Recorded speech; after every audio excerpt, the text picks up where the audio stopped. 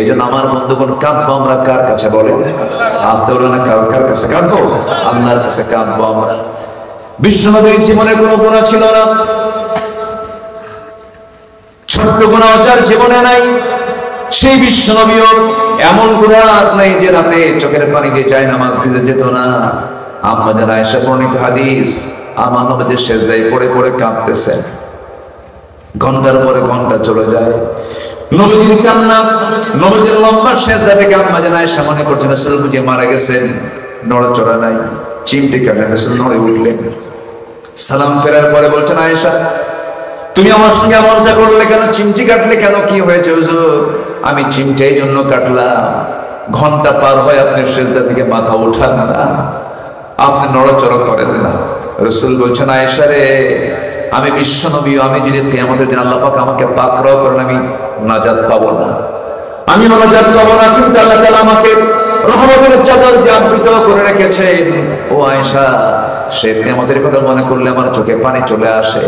সে হাসর, সেই মিজান, সেই পুলসিরাত, সেই জায়গায় পার হওয়ার জন্য পথভ্রষ্টতার লাইন ছেড়ে দিয়ে আমাকে হেদায়েতের লাইনে আসতে হবে। লাইন যদি ঠিক হয়ে যায়, আল্লাহ রাব্বুল আলামিন আমাকে সোজা রাস্তায় জান্নাত দিয়ে দিবেন। সুবহানাল্লাহ। সবাইকে নামাজ পড়তে রাজি আছে নাকি?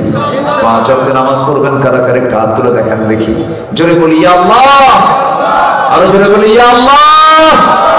আমাদেরকে 5 ওয়াক্ত সালাত আদায় করার তৌফিক তুমি আল্লাহ দিয়ে দাও।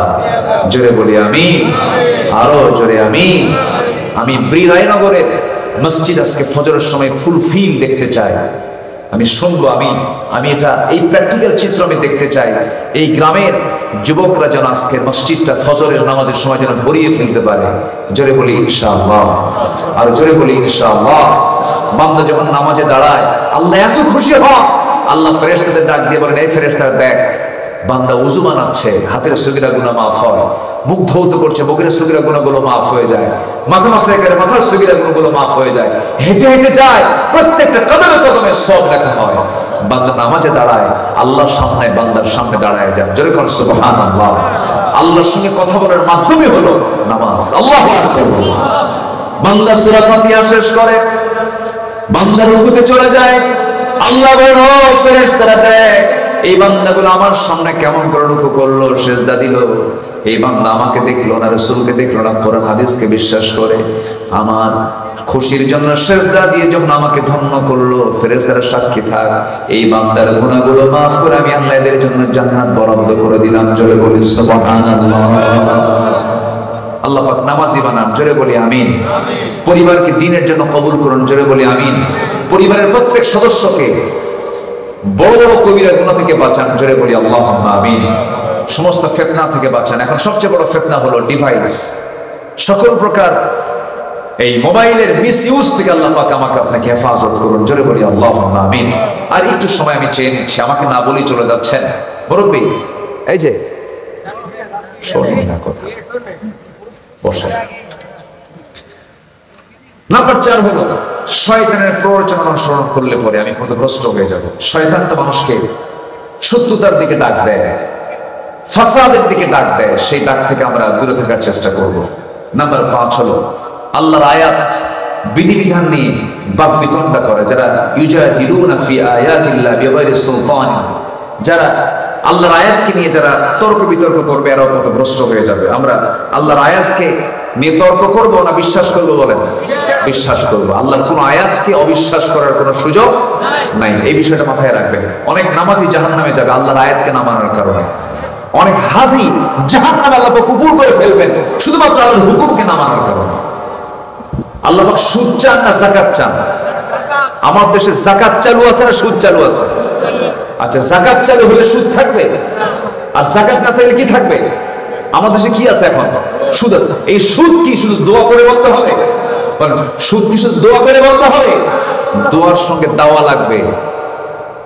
মুসার 70 আছে হাতে নিয়ে বাতিলের বিরুদ্ধে মোকাবেলায় দাঁড়িয়ে যেতে হবে মুসলমান।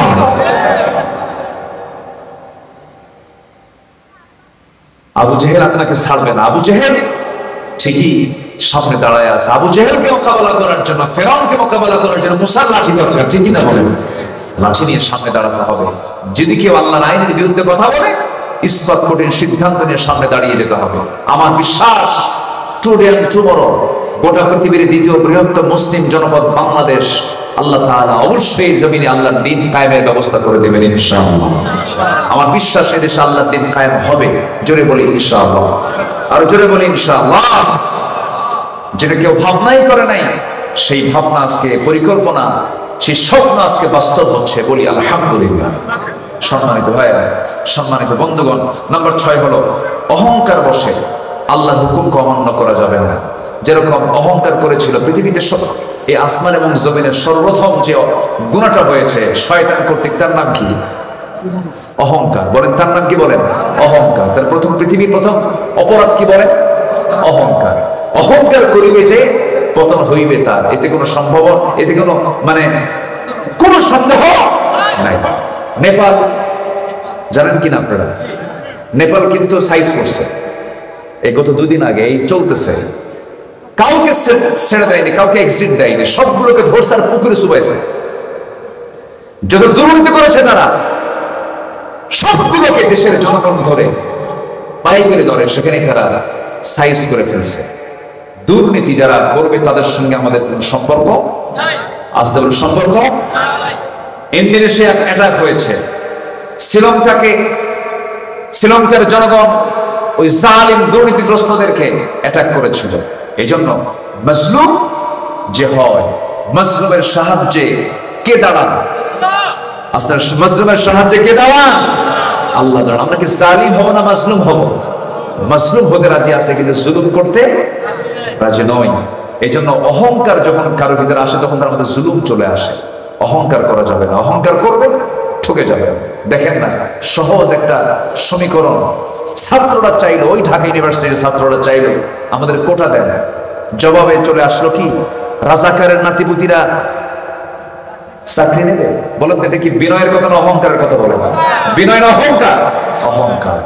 অহংকার করবেন আরো পচবেন।